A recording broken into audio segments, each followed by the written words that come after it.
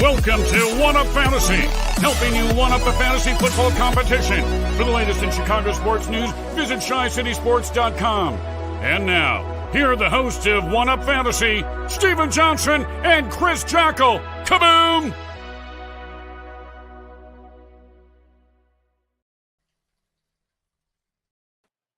What is up, One Up crew? Welcome in to another episode of One Up Fantasy from Chi City Sports and the Tape Never Lies Network. I'm Stephen Johnson.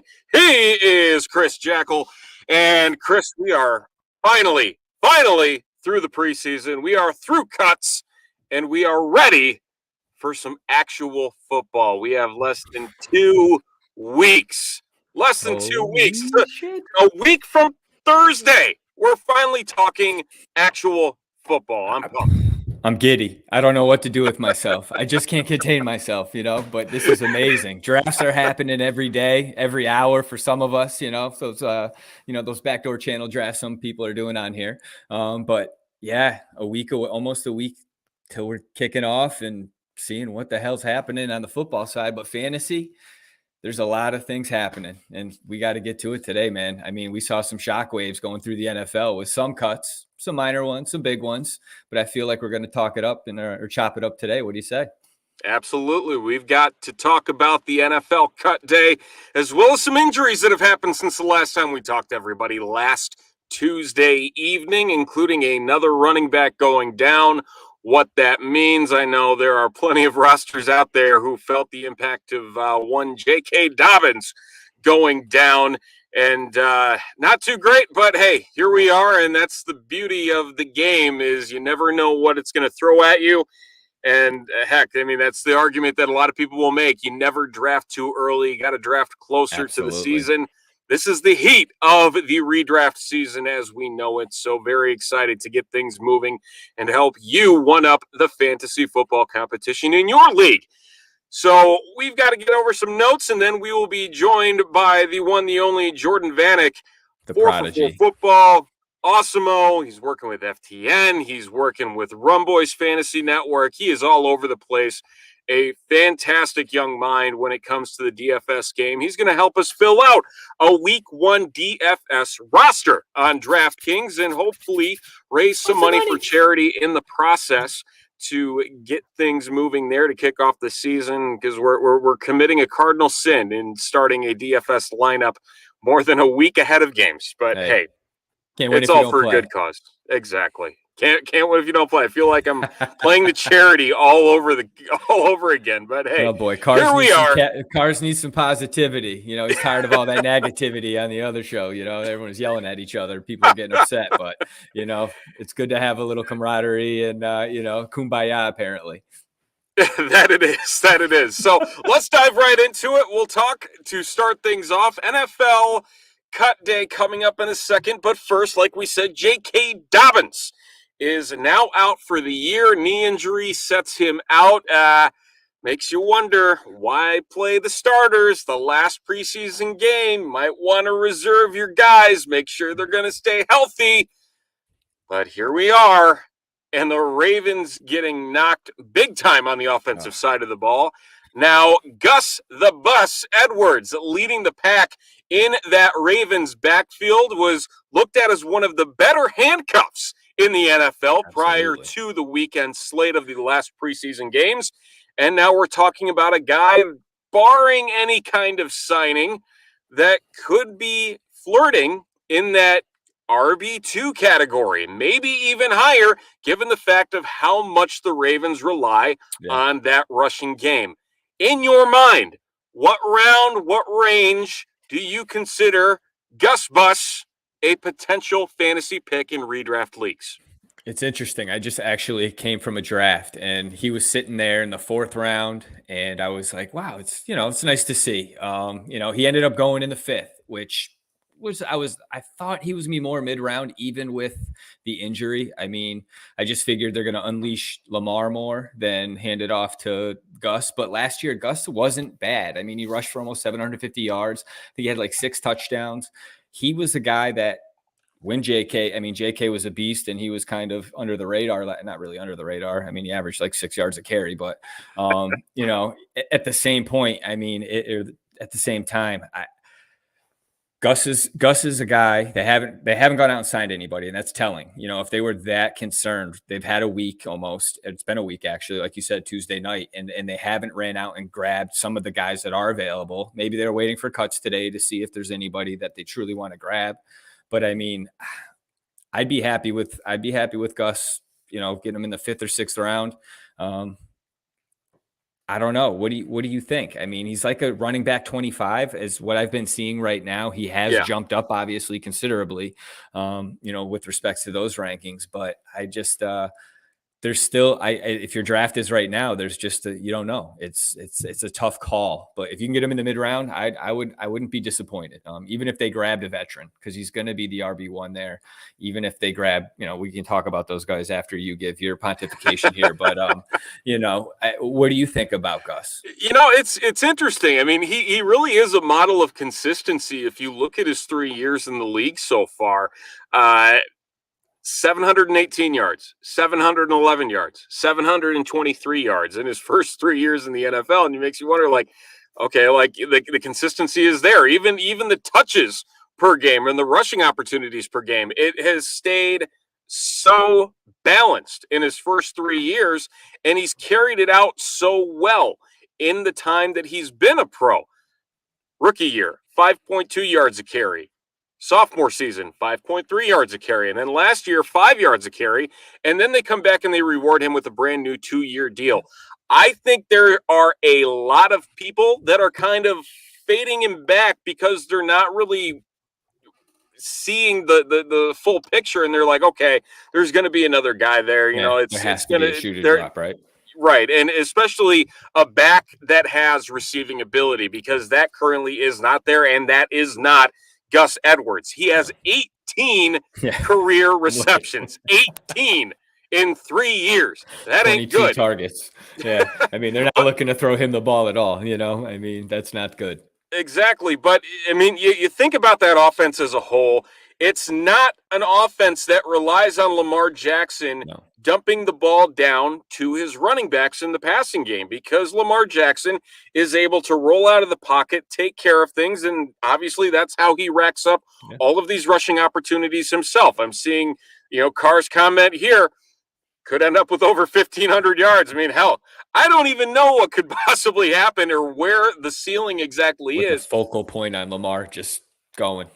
Exactly. It's going to be crazy to see just how much. And if he can stay healthy for 17 games, at some point, I have this fear he is just going to get rocked, and it's not going to be good whatsoever. But until that does happen, they're going to continue to lean on him. But you can't count out Gus Edwards, especially on the goal line. Should have some fantastic opportunities there. Again, he's a 5 yards per carry back. You cannot ignore that. And if you give him more carries, again, his career high right now is 144 for a season. So that's less than 10 a game. If you give him, say, 15 rushes a game, that's putting up a pretty serious amount of yardage, given where his career stats are and where you can project him at. I'm honestly in that same range as you, that 4 to 5 range. I lean even more towards the 4. Fade him a little bit further back in PPR leagues, half PPR, standard. I don't know why you play standard, but whole nother story. Gus Bus up and above and away. Let him have his day, because it's finally getting his talent on the field more often than it has thus far in his 3 years as a pro. Now, let me ask you a question. I mean, there are guys just in that range, since we're talking about that fourth round, that tier. I'm going to name a couple guys for you. Just curious on what you think. Myles Gaskin, Chase Gus Bus. Edmonds. Okay. Gus Bus all the way on both of them. Damian Harris. Oh, I love Damian Harris, especially now that Mack Jones is in New England. I'm still going to say Gus Bus. Kareem Hunt. Oh, see, that's the the one line right there. Because the next guy. What about Darrell Henderson? I like Henderson more because he has the pass catching ability. The next tier up is like Miles Sanders, Josh Jacobs, David Montgomery. So those, so he falls right in that fourth tier, if you will. So right around 16 to 20 in the rankings. I was just pulling it off of. But, I've seen rankings anywhere between, 18 to 29, what I was looking at this afternoon for RB rankings, So he's somebody that could be a beast. But if they go out and get somebody that's going to snipe some carries, you hope that he ends up, kind of hoping to show his worth throughout the season where he ends up stacking, and he gets those 15 carries like you're saying, and if you're averaging not 5 yards, but 4.5, we could do the math and, figure that out. But that's, that's over 1,000 yards this year. And that's not bad. I mean, it's not great, but it's not bad. And I know I'd be happy with that on my fantasy squad if he's getting those goal line carries like you're talking about. Absolutely. He's got plenty of opportunity for the time being. We'll see what the next couple days do carry through here with guys shifting around. There's still quite a few vets still on the market. Tommy, yes, we are live. Yes, sir. Do you have a question back here? I got to scroll back through. I'm a lifelong Bears fan after the camp cut. Okay, well, let's talk Cam Newton. Okay. Obviously, the surprising news of the day that Cam Newton is cut from New England. Yeah. I wasn't My phone entirely got warm. I was surprised. All these alerts. Yeah. Yeah, I wasn't entirely surprised that Mack Jones beat out Cam Newton, but for Cam Newton to be cut is a whole different He had to have asked, right? Like, I feel like, he's a consummate professional. He handled it with grace. Like, he didn't come out and, he didn't say anything derogatory about Jones. He didn't come out and bash anybody is what I'm getting at.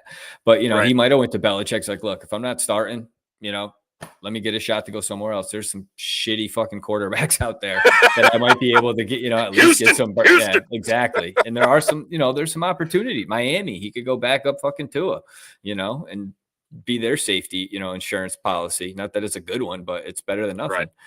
Better than Jacoby Brissett. Maybe. I know there's some people that would argue with that. He's been, but we're talking fantasy, right? So, but with that being said, Mack Jones. QB1 there, Bill Belichick having the cojones to showing Matt Nagy what it's like to be a head coach and say, what's best for our football team, or that's another show. But okay, just quickly though, Fields over Tomato, yes, it should happen. Will it happen? No, but allow the Tomato to get murdered on Sunday Night Football. Anyway, continue. Tommy, we're live. We answered, welcome to the show. We're here every Tuesday night at 8:30 Central, 9:30 Eastern. But with all that being said, I think the Patriots are going to get back to their old offense. I think that's one of the reasons why Belichick was, is so freaking excited. He's got a little double tight end set. He's going to, I think the tight end's value is going to go up personally. I feel that Jonnu and, if Hunter can ever get healthy, that's going to be a pretty nice little combo, but that's a big if. But they do have some other tight ends to use, while Hunter's out. But do you see them relying more on the run because Jones being the rookie and not as, just kind of getting caught up as we move along and the offense progresses? Or do you think how he's done already, during the preseason, he had the best quarterback rating out of any, I think, rookie quarterback. He was 36 for 52. Not bad. He looked pretty good. What do you think? I mean, he did look like the consummate professional, like we discussed last week with Matt Waldman. He's that guy where, you have Nick Saban yelling at him to stop it. And he said, well, then stop it. Like, stop me from completing my passes, from doing what I am here to do. And again, it's amazing to see how quickly he has latched on to the pro game. Yeah. Maybe not entirely against starters, maybe having that kind of along the same lines as Justin Fields, where he wasn't starting the entire time in the preseason, but you still saw the flashes, you still saw the poise, you still saw what he could be in that offense led by Josh McDaniel. And again, here you are with a much similar situation to what's going on in Chicago. But for New England's sake, I believe this greatly heightens the ceiling of the running backs by far. Tight end wise, this kind of puts me on a plateau with Jonnu Smith and Hunter Henry. I mean, Cam Newton loved targeting the tight end position. Like that's what he did. He couldn't throw the ball farther than 15 yards. So and that's the other thing, because he was a fairly decent deep ball passer last year. Cam Newton was. And so Nelson Aguilar, it's kind of tough for him, especially that he lived off of that with Derek Carr last year in Las Vegas. And then you have Jacoby Myers, who continues to be one of the more consistent wide receivers that the Patriots have in camp. I think Jacoby Myers gets a bump. I think the running backs overall get a bump because Cam Newton's not stealing those rushes anymore. But I'd cap it at about that in terms of who gets the pluses in that offense. Yeah, I agree. I think Mack Jones just kind of brings them back, like you said, to Josh McDaniels being super pumped about what he gets to use and utilize in that offensive scheme, and that speaks pleasantries to our fantasy ears, if you will, and it's just a good thing to hear.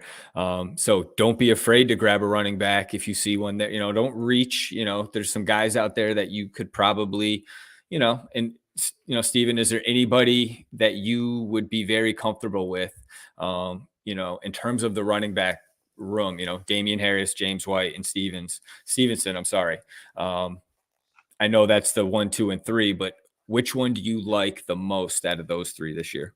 I mean, I think it's Harris's backfield to roll. Yeah, I think it's Harris's backfield to roll with for the time being until things get moving. I am curious to see how they do get James White reinserted into that third down back role again. If it's going to be like it was 2 years ago, where he did finish as a top 25 running back in PPR formats. Especially where he's going at now in the ADP, that could be a serious steal. Great. Yeah, you're right. So, that's a good call. Yeah, I really want to see how they're going to incorporate Stevenson, because I think that's going to be a really telling sign as well. To just how much of a backfield committee we're going to see, and kind of what we've been used to trying to navigate the Patriots backfield over the course of Bill Belichick's career in New England. It hasn't necessarily been something that we've been able to necessarily pinpoint by any means, but I mean, from you mentioned Damian Harris earlier with the Gus Bus comparisons. Where do you see Harris yourself in terms of a guy now that Mack Jones is the guy? I actually don't disagree with you, and I want to, because it'd make for good fodder right now and make, a little good banter. But I feel that it's pretty true where he's at right now. I think that it's the first time a Patriots running back in a few years where you can look at an RB1 and be comfortable, because normally New England, you just don't know what Bill's going to do. I think the wide receivers are something that are more of a concern. I think, I here in New England, the bubble is, that I'm in regarding the Patriots, they love Stevenson, running back to the running backs real quick. But, Kendrick Bourne is another dude that gets a lot of talk over here as like the sleeper that they think is going to be the dude that can just run all over the field and do things that, that just is that New England Patriots umbrella that I'm under. Patriots way. Yeah. It's interesting, but sometimes that gets in my, you hear those things. And when I draft today, you see Patriots going so fucking high, and I love it. It's a dude, never mind. It's a long story, but yeah, you see a lot of Patriots going early out here in New England. It's pretty funny. I bet. And renewed hype, I'm sure, today. Oh, yeah. For sure. They're all annoying again,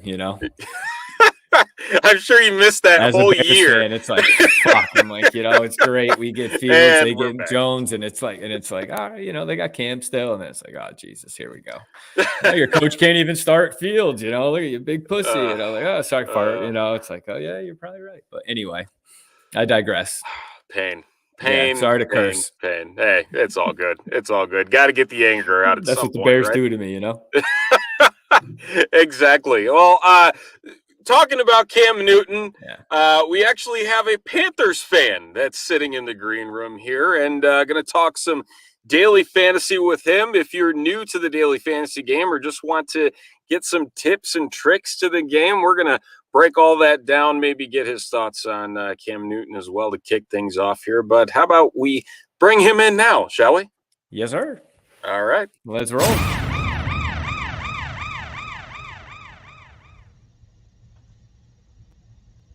He is a DFS writer for 4for4 Football. You can catch him live Tuesday mornings on Awesomeo, and he is a DFS analyst for Rumboyz Fantasy Network, as well as doing some work for FTN, Fade the Noise. He's all over the place. I don't think there's enough places to list off here to collect them all. But the imagery of his resume or his account, where he's working right now on the screen. So, Here we are. It is the one, the only Jordan Vanek. Welcome in, sir. I appreciate you guys having me on. I mean, I love to get on right after you guys mentioned Cam Newton is cut. Yes, as a Panthers fan, it hurts because Cam is still the dude who got me obsessed with football, and like it sucks to see an athlete of that caliber just like completely fall off the cliff because of injuries. Like Cam today is not the MVP Cam, and I know that. And I was hoping that they would utilize both of them. And then obviously Mack's just going to take over. He was way better in the preseason. It wasn't even close.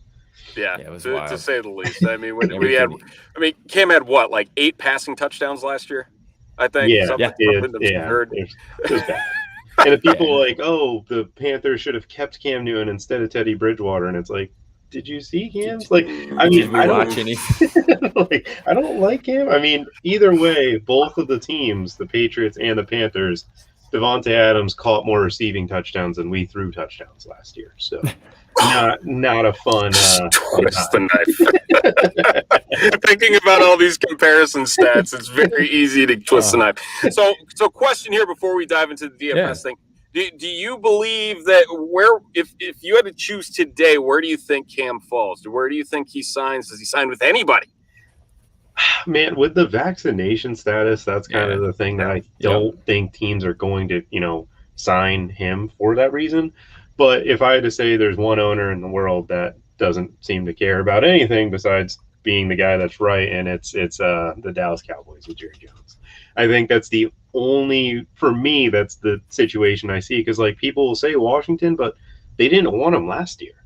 Yeah, right. I had a shot. No, true. They decided, let's go Kyle Allen and Dwayne Haskins or Alex Smith coming off the leg injury instead of Cam Newton for $1 million. Not ideal.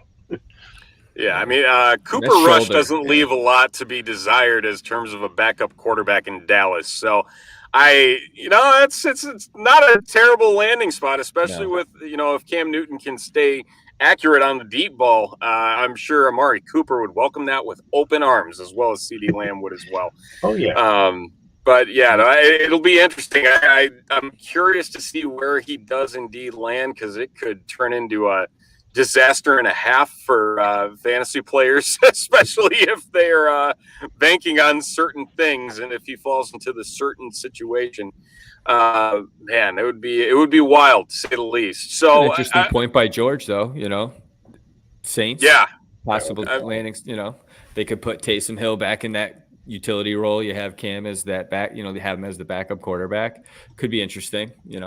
Food for thought. Well, I mean, Taysom's been arguing that he wants out if he doesn't want to start. He's made those comments. So enough dominoes fall. Anything could possibly happen, to say the least. What about Miami or Houston, or there's some other team? Houston could use them. We all know that. But But with the whole vaccination thing, it's definitely a problem. It's Teams tough. are, you're seeing it now, the 5-day rule where guys have to, any kind of close contact, they got to sit out 5 days, or if you don't do this, you got to sit out 5 days. And he screwed himself in New England. At the end of the day, Mack Jones got 5 straight days with the ones and a great look with everybody. And it sounded like he just, went to town. All he needed. Yeah, exactly. All the rest he needed. is history. So we're going to go into some DFS here with Jordan. Again, I know, Jordan, you've tried teaching me DFS. We've talked about this. I'm not sure how much I've gained or remembered in my memory from this. So this is going to be kind of a refresher for me and for everybody else that may be new to the fantasy game and the daily game on DraftKings or FanDuel it seems like they're popping up all over the place now, but here we are. So let's start off with do's and don'ts, especially for newer players and newer strategies. Let's say, we'll start here. There's all the different games that are out there. There's your head-to-head. I'm going to let you go through them all because they're a hell of a lot better at explaining them than I am. But in terms of newer players, in terms of getting into the space, what's the best way to kind of dip your toe in? Why? And, what's the whole setup there in your mind for a beginner player? So for me, it's, finding the right people to follow and kind of get game theory and like strategy on. Like me, I'm a tournament player. I don't play cash games. And the difference between cash and tournament is like cash will be a head-to-head or a 3-man contest where third person wins whatever you guys are betting. And there's like 50-50 games. So like say there's 100 people in the pool, you're betting $25 on your lineup. If you come in the top 50, you make $50. Like stuff like that are more cash oriented. While a tournament, it'll be a few thousand people and there will be top 20% of people make the money. And usually the first place lineup will have 20% of the prize pool or some sort of it. So like DraftKings is doing the first week where they have a crazy tournament where it's a $5 first place is $1 million, but there's like 1.4 million people in the contest, I believe, or entries, I should say. Good odds. And on top of like tournaments, you have different contest selection. So like the $5 tournament, someone can take $750 and make 150 different lineups and throw 150 lottery tickets. Like it's what it would be like. For me, I recommend highly single entries. That's the best way to get your foot in the door. And there's a beautiful $12 single entry for a tournament where first place is a good amount of money, which would be like $5,000. There's about, I think it's like 3,000, 4,000 people in it. And it's a single entry. You all have even odds. It's not you versus some dude who has $1 million and can just make 150 lineups. It's you versus everybody's one lineup. So that's the contest I recommend more than anything. Is I feel like every time we see screenshots on social media, like, oh, I hit it big.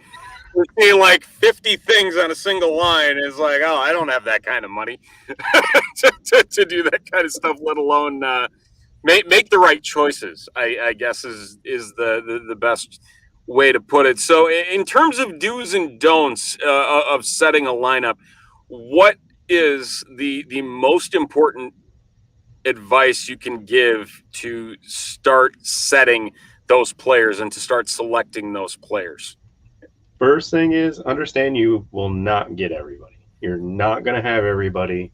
It's just it's not going to happen. Early on in the year, don't really care too much about your salary. Don't look into, oh, I can switch this. Early on, the prices aren't good. Like it's a known fact where early on we don't know what's going to happen. Like for example, Randall Cobb for the Packers is 3,400. Aaron Rodgers seems like the guy that's, hey, I'm going to make you trade for this guy, and then against the Saints, he's going to get 8 catches for 80 yards and score. DraftKings, he's going to get bumped up to 50 or 5,300-ish next week just because he's just going to get the volume because like things kind of change as the season goes on where some guys are bad, some guys are good. You have injuries that happen where thankfully the only thing that was really on the slate was James Robinson with Travis Etienne. Like J.K. Dobbins is a Monday night game, so that's avoided. And Cam Akers happened so early that Daryl Henderson's on the Sunday night game, so that's avoided as well.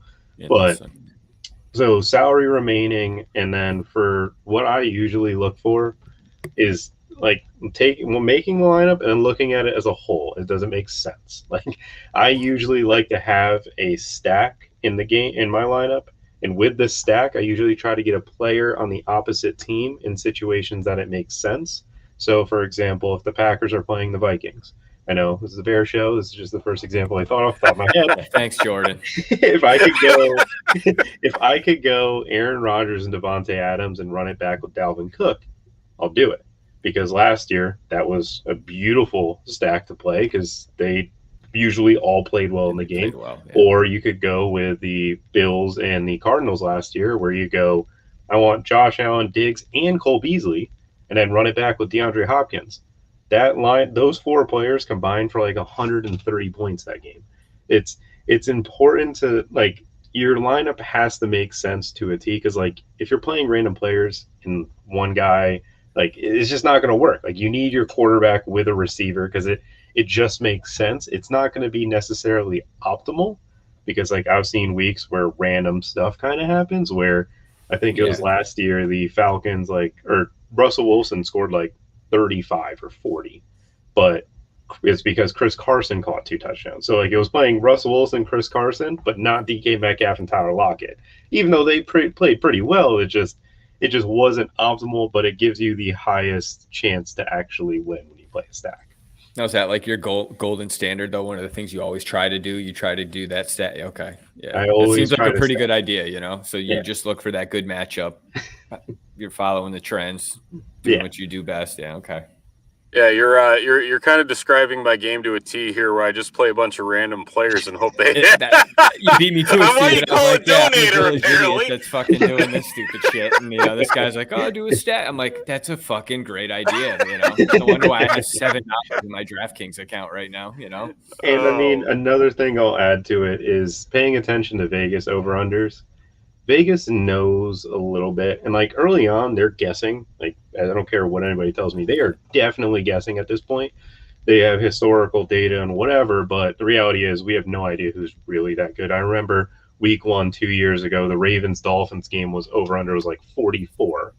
The Ravens had 48 by themselves, and it was just straight Lamar Jackson just putting on an absolute clinic. So things like that can happen, and with the is there value in looking in injury reports?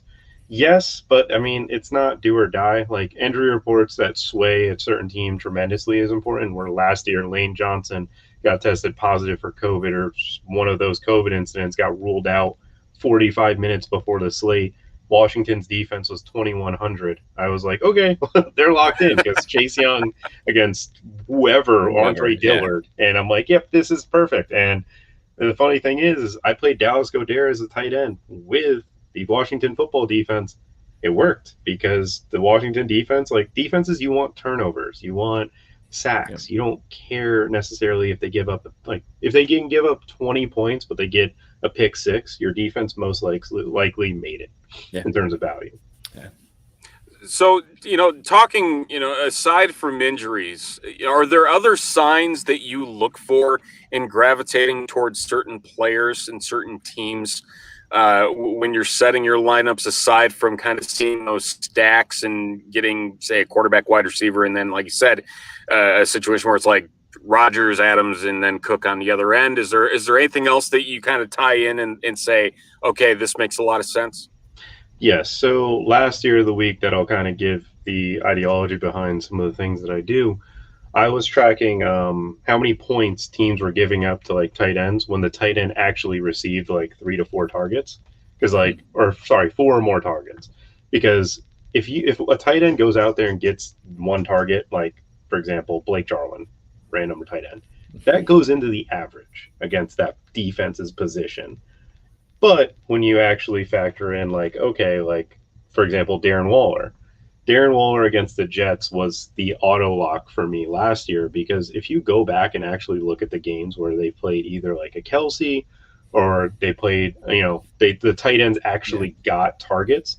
Like the Dolphins tight ends combined for like 27 DraftKings points against the Jets in one game. And then the next time they played them, the same thing happened. And I'm like, it's Darren Waller. Like, I know the tight ends for the Dolphins aren't Darren Waller and like people target them. But like Waller's a beast. Yeah, like Waller's a different breed, and it's not like they had to pay attention to a receiver for the Dolphins at the time. The Jets were just very bad against tight ends. So that week, going into it, Kelsey wasn't on the slate. So I was like, okay, well, Waller's the top tight end. My projections I kind of put together, Waller was projected 24 for me, and the next closest tight end was TJ Hawkinson for 11.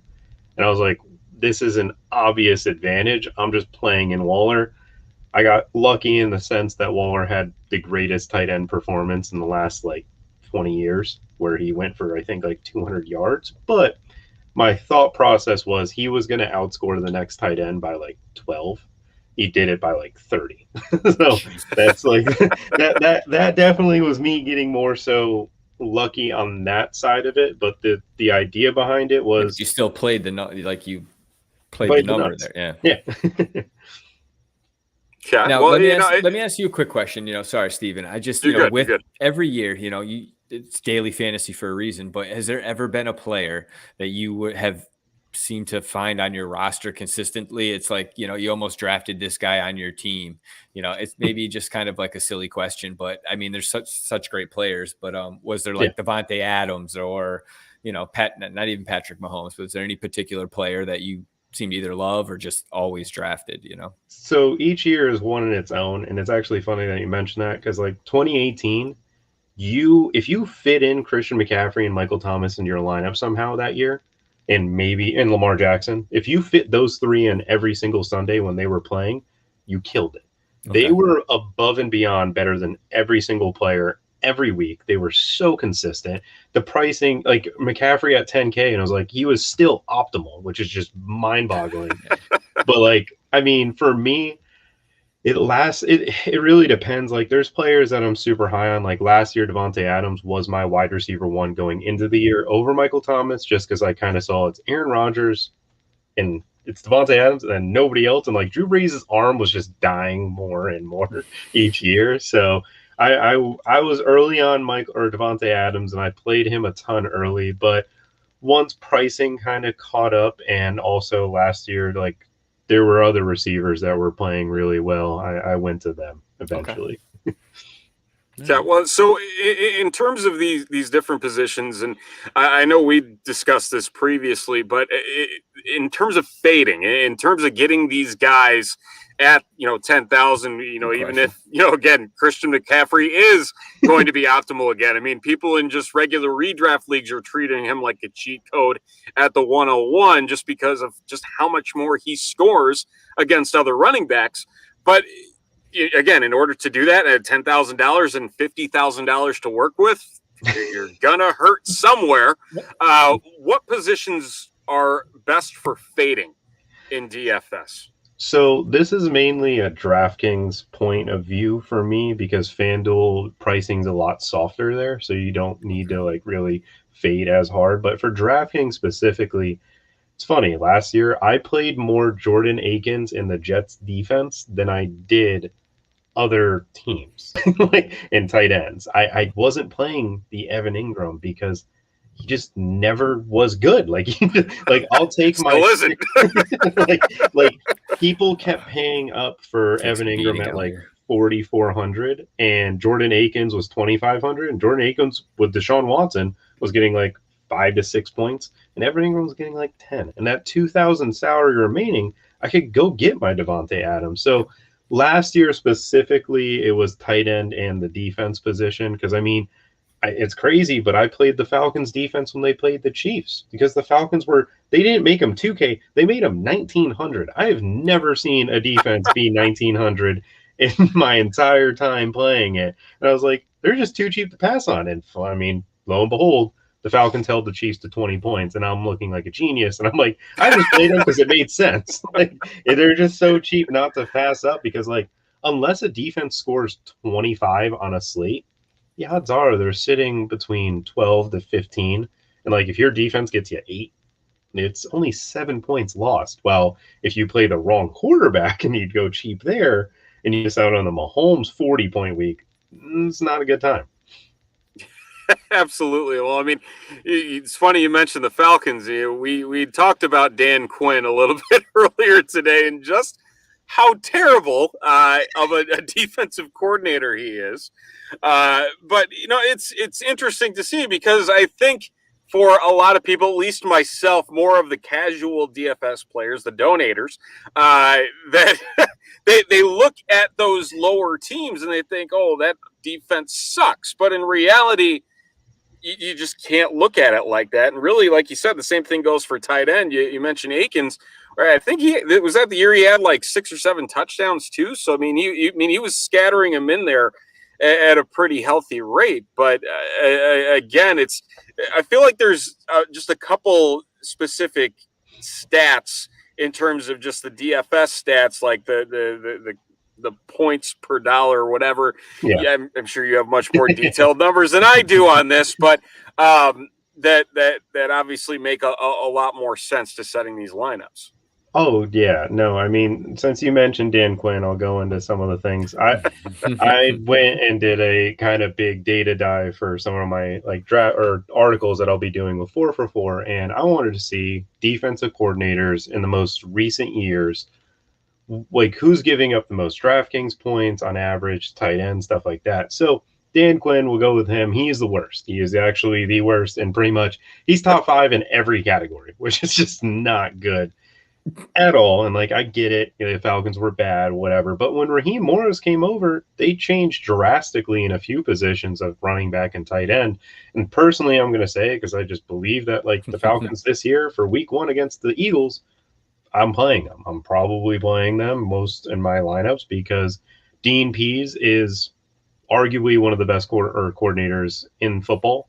And I know the Falcons have been bad, but the style of play with Arthur Smith and slowing the pace down, it only takes 1 to 2 turnovers from Jalen Hurts. And like, let's not crown Jalen Hurts king yet. Like, let's not do that. But with Dan Quinn, we'll go in 61% of his games, he gives up over 20 points to the quarterback in DraftKings. Wow. In 35% of his games, it's over 25 for quarterbacks. The next closest, that's like, I guess, the next closest is the Bengals defensive coordinator with 32%. You have, after that, there's one with Lovie Smith was actually pretty high up there. No, sorry, Joe Woods, the Browns defensive coordinator last year. But on top of that, he's 19% of the running backs get over 25% or 25 points against him, which is astronomically high when the average is, the average is 9%. He's at double the average compared to the other defensive coordinators. And I mean, he's just bad at every bit of being the defensive coordinator. Every major statistical category. I mean, like that week 1, I'm so happy Tampa Bay is not on the slate. And trust me, that made me so happy, because I do not want to bother with that Cowboys Tampa Bay Bucks game. Because I would be like, well, I want to play Chris Godwin, Antonio Brown, and Giovanni Bernard. It doesn't matter, any of them. Like, just play Tom Brady. Just play the roster. But you know you're still going to play a single game slate here and there for that Thursday night. Yeah, of course. Exactly. Come on, what are we doing? I will play, and I will most likely going $5 and one Cowboy. There you go. Hey, as long as it works and it wins you some cash, it's all that matters, right? Oh yeah. Well, speaking of lineups, like I said, I know we're going to commit a cardinal sin here. That we're more than a week out from the Sunday slate, but we're going to do this throughout the season and set a lineup on DraftKings that will be playing for charity. And as our guest, you get to choose if this lineup does win any cash. No pressure. What charity we would like to give it to. And so who will we be playing for week 1? The Children's Miracle Network will definitely be the one we're playing for. That's the charity that was with my fraternity, and that's the charity I'm sticking with. All right. So you heard it here. It's CMN The Children's Miracle Network, some fantastic hospitals across the country. Chicago-wise, Lurie Children's Hospital, downtown Chicago, is a CMN hospital. They do fantastic work. If you have not checked out just everything that they're doing, highly recommend. It's eye-opening, to say the least, in the best way possible, in terms of just understanding what all goes into the work that CMN does with helping in child pediatrics. So, like I said, we're looking here, the $5 million one, the one we talked about earlier. There's over 1 million players in needs this a new sucker, pair of shoes. but you got to pay to play, and we're going to do that here with a lineup. And so we just like to talk through here what you're thinking, what you've seen. I'm sure you're already neck deep in week 1 stats and research. It's never ending in the DFS world. So off the top, we'll just kind of roll straight down the line here from quarterback all the way to defense with our $50,000 in salary to roll. Who should the quarterback be for week number 1 in this charity lineup?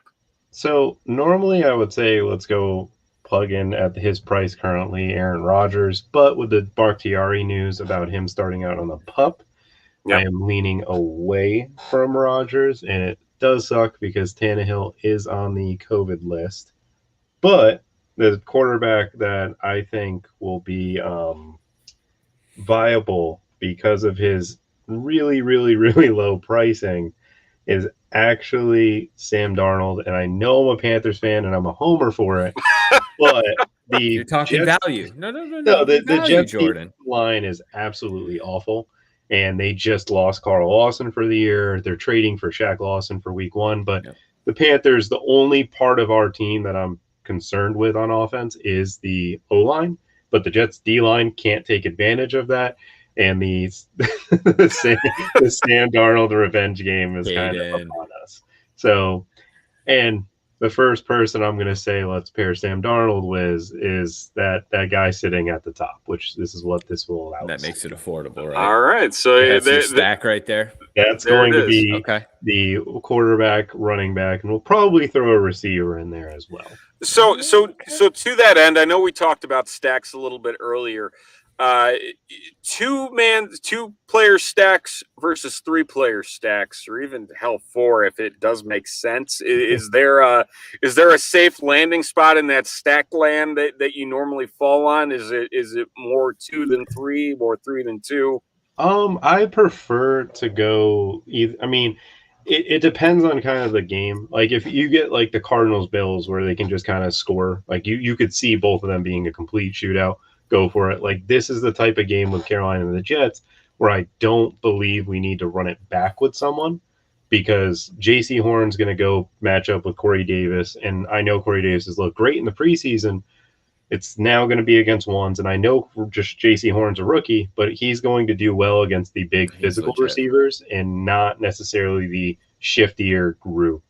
So for this type of slate and this type of stack, I just recommend going a 3-man Carolina stack over going the whole full route with the Jets.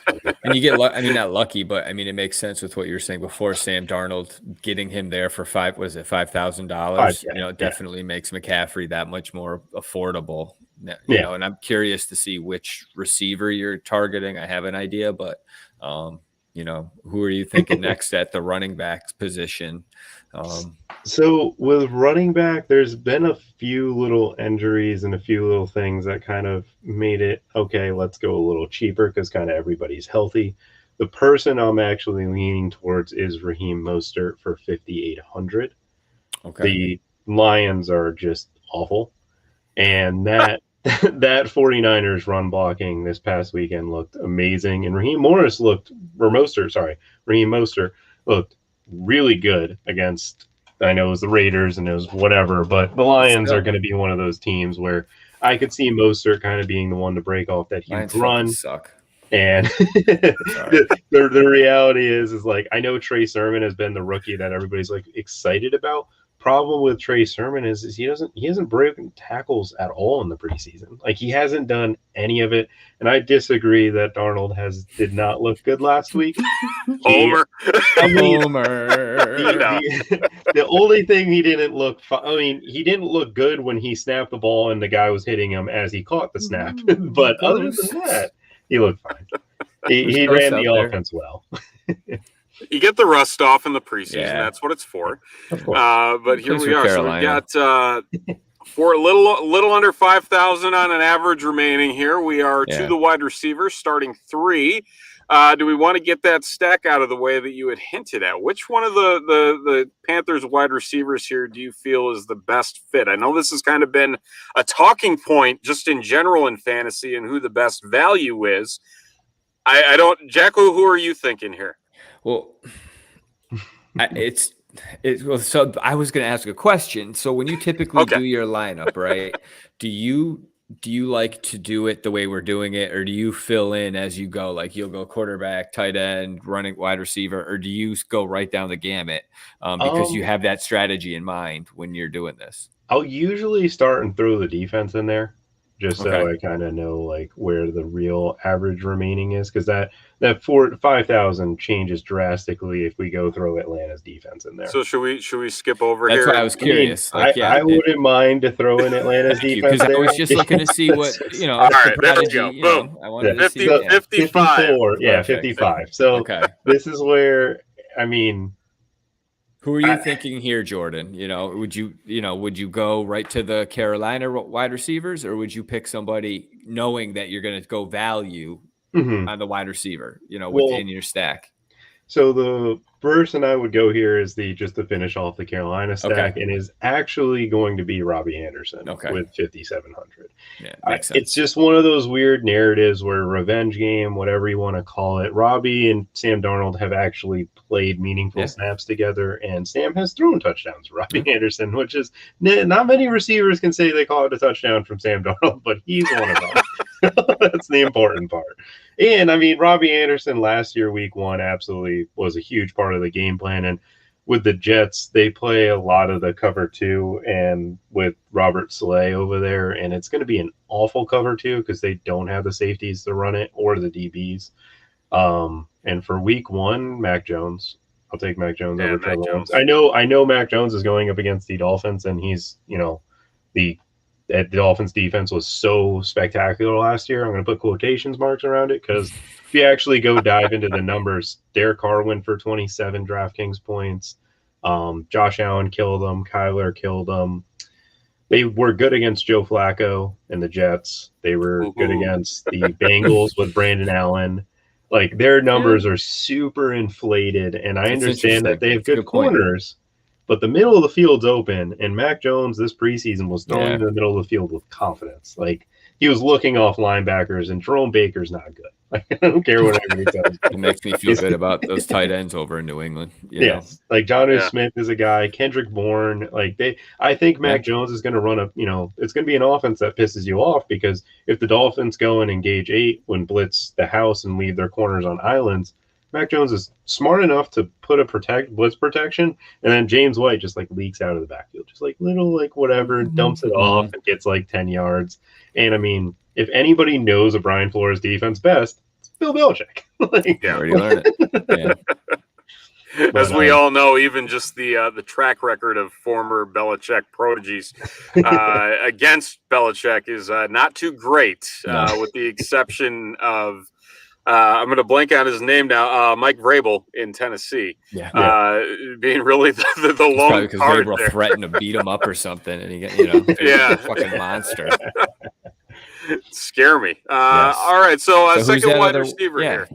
So the next team that's going to be a popular matchup, and it's week 1, and I'm hoping this dude just gets off of COVID beforehand, but it's going to be AJ Brown. I know Julio Jones is kind of the guy that is a little cheaper, but A.J. Brown's been with Tannehill, and the Cardinals' corners are just awful. They are bad. It's amazing they've spent zero time trying to improve that position. Yeah. Why would you? Makes no freaking sense. Who do you think, just speaking of A.J. Brown and in Julio, in your opinion, Jordan, who do you see having the most benefit of Julio's addition? I mean, we could talk about Derrick Henry, but just with respect to the receivers, who do you see having the better fantasy year?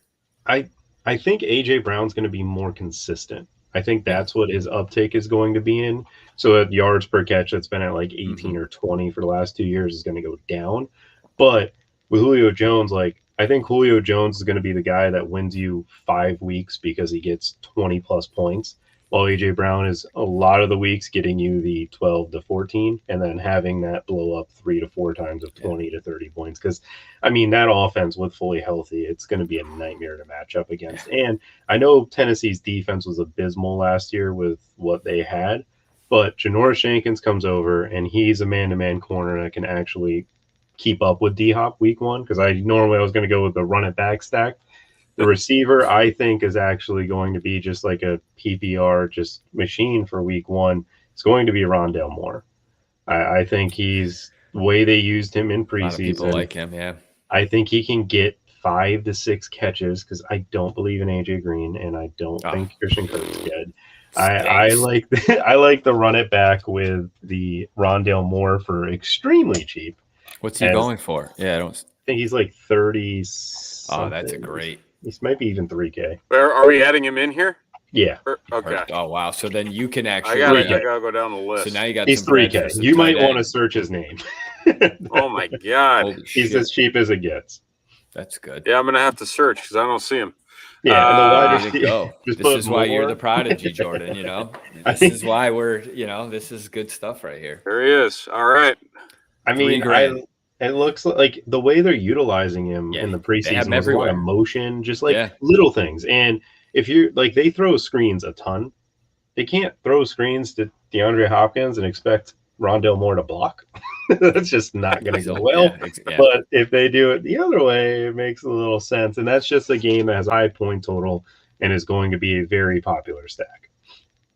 All right. I love Kyler Murray this year, but anyway, so. Yeah. I think everybody does, but I'm just super pumped. Well, not only that, but I do agree with you. I think he does take that next step. Which again, if he didn't get injured last year, I'm hoping that he can just maintain that healthy play.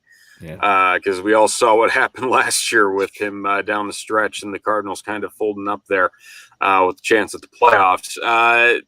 Tight end. Got some bread here. Mm-hmm.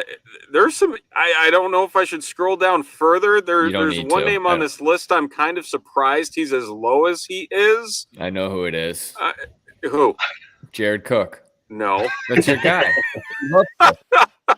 He is. Kyle Pitts at 4,400 seems low. Am I wrong or no? Okay. No, you're right. I have a few tight ends that I'm looking to try to pivot to, but it's so hard on DraftKings.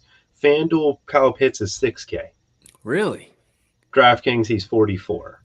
And the difference in salary for the two is a little bit, but Kyle Pitts is the third most expensive tight end on FanDuel, and that's crazy. He's not that priced, and I don't like Calvin Ridley week 1. I love Kyle Pitts. He gets that ball in his hand. He seems like the person to just Arthur Smith has a bunch of diabolical things lined up for him, but on top of it, Philly's linebackers are so bad. They are bigger than all of them anyway. So bad. And you can't. Darius Slay matched up with DK Metcalf last year. And Metcalf went for 11 for 160 and was telling him he's little. You should look up that Darius Slay comments, because Metcalf from the first snap was yelling at Darius Slay saying he's too little to guard him and to just bully him. Wasn't lying. The whole game. No. So I think Kyle Pitts is going to be the victory lap that is early on in the season that people are going to take. And I don't normally like to play a lot of rookies, but the way that this kind of is working out, I do like Kyle Pitts at his price. See, that's a thing of the past too. I feel like rookies are just that much more. There's so many more skilled rookies now, just that are making those impacts. That's just the trend. Wide receivers and whatever. But anyway, so we have 7,500 left. the idiot that I am always like, oh, I'll just get a $7,500 player. I'm sure you don't think that way. No. But there's some decent names Yeah. at the 7,500 mark and going down. Against Washington, though. Yeah. Yeah, it's an interesting list here. Yes. Would you double up receivers like Julio Jones and A.J. Brown? I wouldn't like to do that with the current lineup structure because of not having Tannehill. For AJ and Julio to hit that value, I'm assuming both of them score, and I'm assuming one of them's got to go for over 100. And Tannehill in that type of scenario was probably just balling out. The player I actually like at this price range is James Robinson. He's 6,400. He's against a pretty bad, a really bad Houston team. And I know they've looked awful in the preseason, but with that being said, it's definitely something I'm like, this is way too cheap, and he's going to get 20 to 25 touches. Like, if he doesn't, then I'll adjust, but Darrell Bevel will give him a big role in that offense, in my opinion.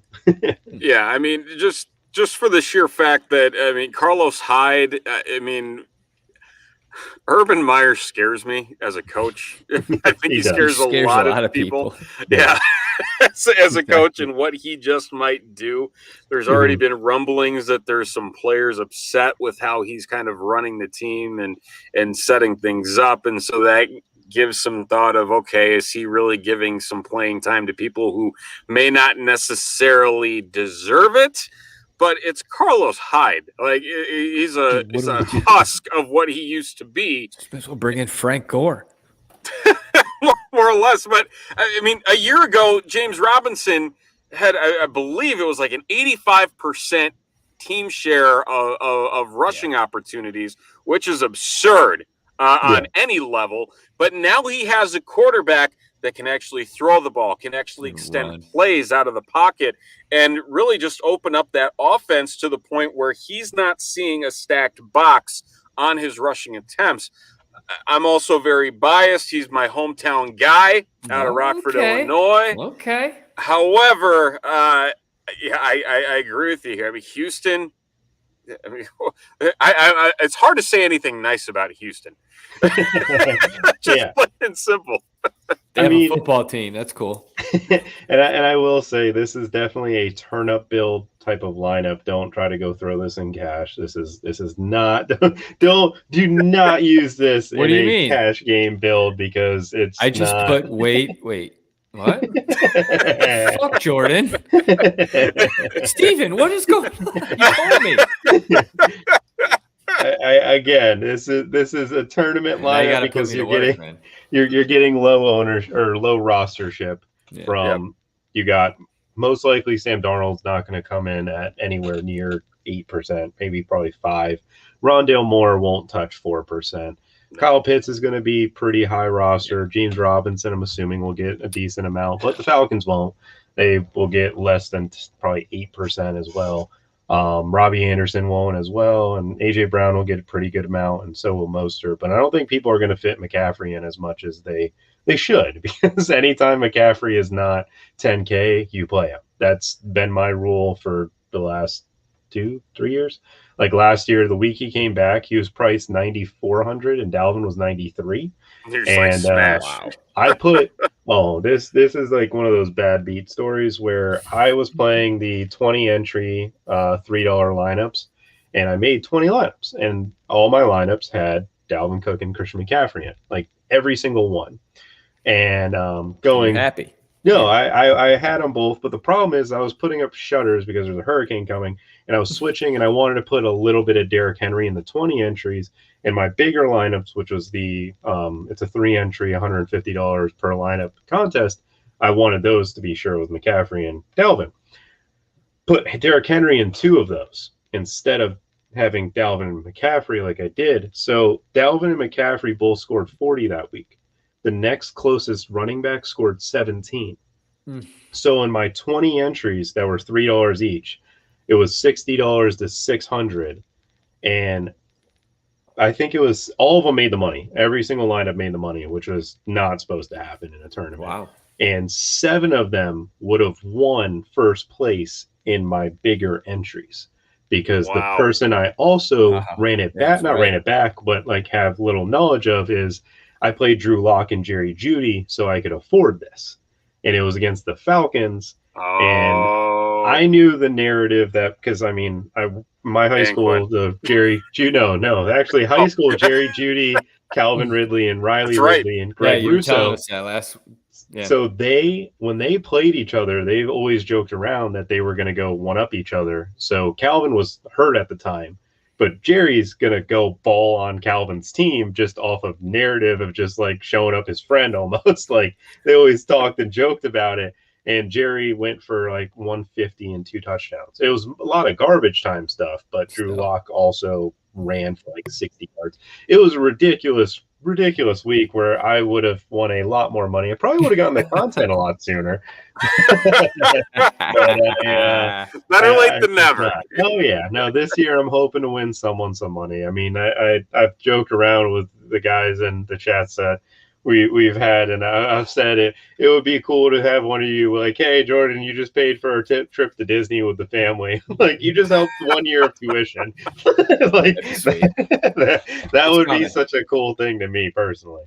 Well, maybe with this we can set up one of those big check ceremonies with Children's Miracle Network. That would be awesome. Pretty fantastic in itself. It is officially entered in and ready to roll. So there it is. It just told us what you did a daily fantasy lineup today.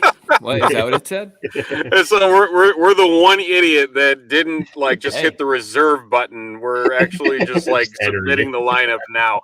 I'm just gonna have to remember to check on it to make sure everybody's actually playing. If Tannehill does not, if Tannehill's got COVID, we are taking that Arizona game out of our wiping completely.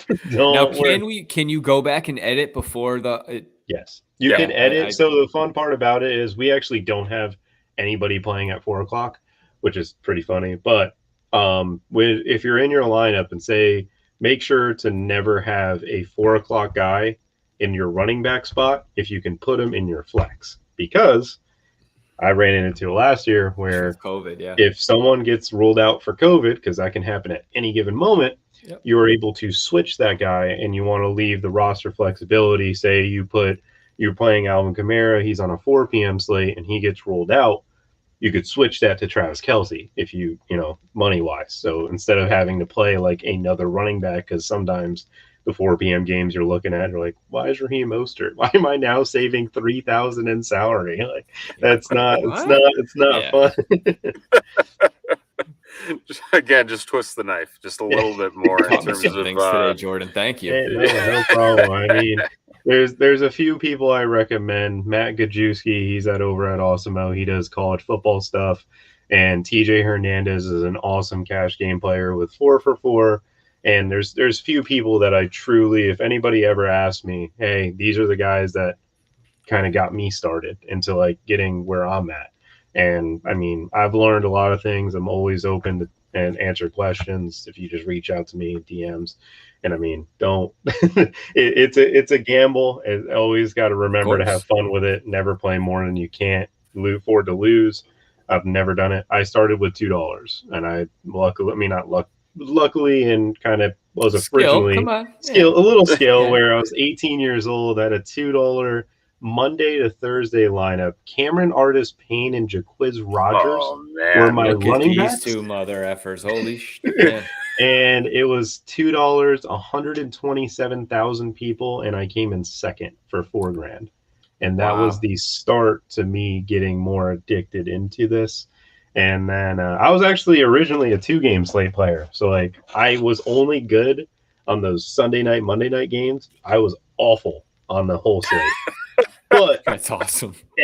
After some time, I switched over to a few main slate, and then I got into the only thing I haven't really mastered, I guess, is the single game. Single game, I'm great, but I mean, it's just I do a lot of research, and sometimes it's just, hey, watch film and screw the research. Like, it's just it's stupid. The projections don't tell you anything. Like you heard it here first. Numbers don't play. Numbers don't play the games, you know. No. I mean, week one, you guys, Matt Nagy, 3 years ago. I wish I had a bigger bankroll and I was playing more. You guys were playing the Washington football team at the time, and the football team, Landon Collins is still their starting safety, and I noticed in film the same route from a slot, just deep route, was killing them. So I played Taylor Gabriel in every lineup, and he caught 3 touchdowns. He was 3% owned as a flex, or he's 3% owned as a captain and like 17% owned as a flex. And I played him as a captain in 3 of my lineups. So I was up at the top until Paul Richardson scored a touchdown to end the game. And I was winning about, I would say about 125K, and I knocked down to like $125 or $300, something like that. Like that's the pain I don't think I can handle on a weekly basis. That makes me hurt. Shit. Oh yeah, I'm sure Shane's recording this. You just become numb after a while, right? It's gotta be awful. I mean, yeah, no, I'm excited. It's like, it's so funny because, I mean, not funny, but it's bad in a sense of now I'm to the point where like I was Patriots defense against Justin Herbert last year didn't go for 30. I would have come in first, fourth, and like fifth in my 3-entry max, and that would have been about probably 145K. But they went for 35, and I was the only person in the top 50 without them. And I was hanging out, and I was finishing fourth, and it was the craziest stretch where I was winning 40 grand. And it was Darren Waller day. I was winning 40 grand, and then I was losing because someone got a point or 0.1, and I was down 0.5. And Jared Goff, 4th and 1 on the 4 p.m. slate, only game on. They decide QB sneak it. He gets 2 yards, 2 yards. I was down 0.1. He gets 2 yards, so he gets 0.2. I pass that guy. I'm winning 40K. He takes a knee, loses a yard. I tie with the dude. So me and him get 27 grand. I was like, I don't even know. I didn't deserve it. Are you happy? Yeah. No, that's the stuff that infuriates me. I don't think a kneel should count as a lost yard. No, I think that's bull. I don't understand why that's a thing. It's the same thing. This has infuriated me to no end as it being a stat in fantasy. Rushing attempts should not be a stat in fantasy. I don't care who it is. I don't care who you're talking about, because they count kneels by quarterbacks as a rushing attempt. It's not a rushing attempt. He's kneeling the damn ball. And I have lost games on that sole fact, watching one guy take 3 straight kneels, and here's a 1.5 to somebody, and I lose by 1/4 of a point. It's bullshit. I hate it, and I don't want to think about it. I'm getting fired up. The rant by Stephen and Jackle. Just to put it a little, dagger in a little bit, for college football, when you get sacked, it's negative rushing yards to the quarterback. That, I think, is okay.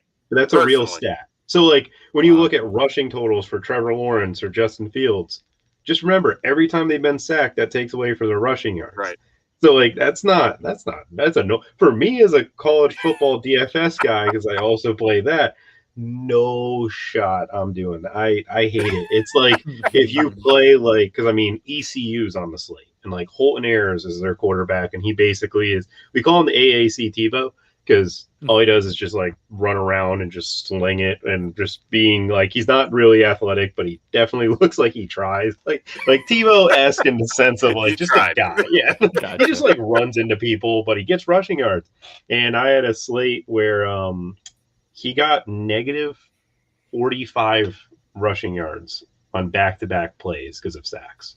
And it knocked me from like profiting like $40-50 to losing like $40-50. And I'm like, this dude just really took like 4 points away from me because of sacks. Like I couldn't believe it.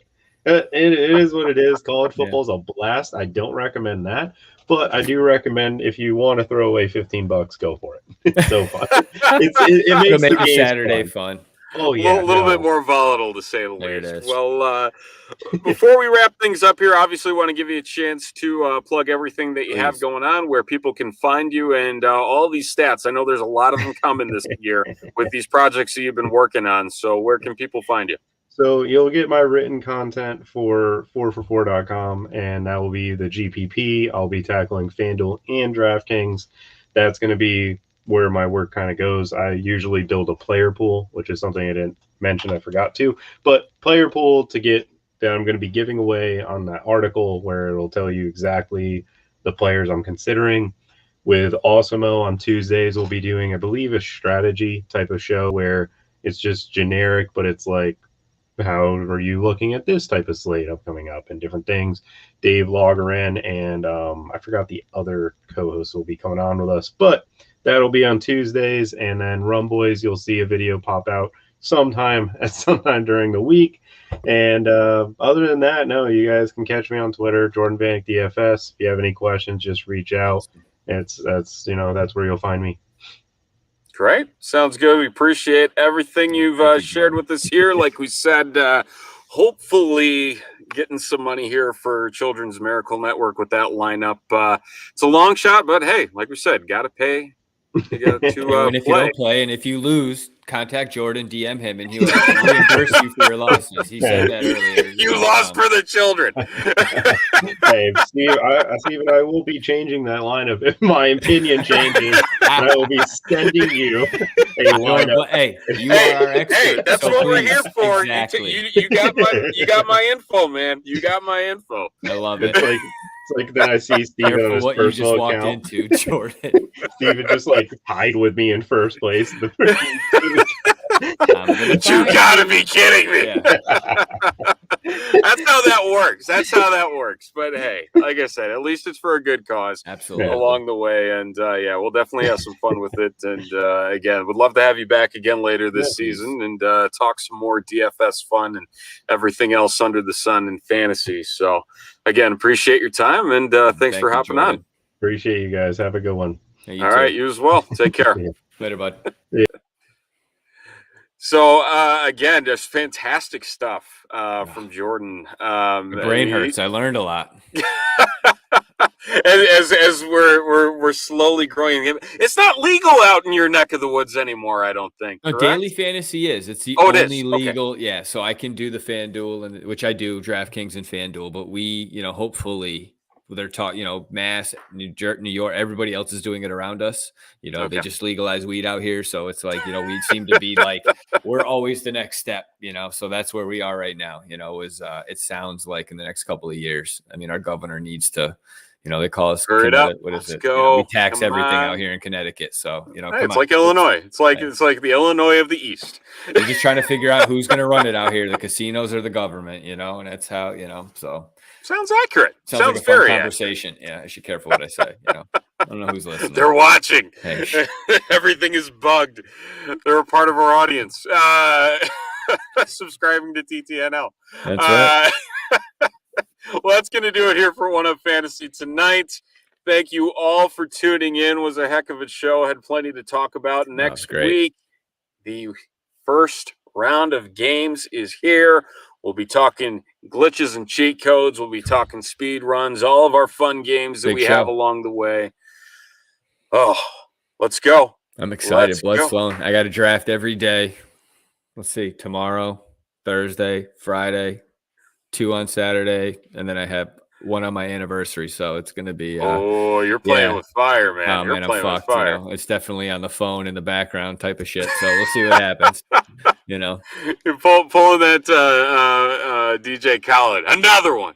Mm-hmm. Yeah, that sounds she'll be about pleased. Right, you know how it goes. Yeah, we're a bunch of degenerates over here, but hey, it's all for a good. Let's end up with a show, right? Yeah, exactly. Well, we're just here to vent it all out when we're not in draft rooms for the next week. I guess that's the best way to put it. But we will be here same time, same place next Tuesday night at 9:30 Eastern, 8:30 Central for a brand new episode of One Up Fantasy. For Chris Jackle, I'm Stephen Johnson. Thank you for watching this evening, and we will talk to you next week. Have a good night, everybody. Having a good night.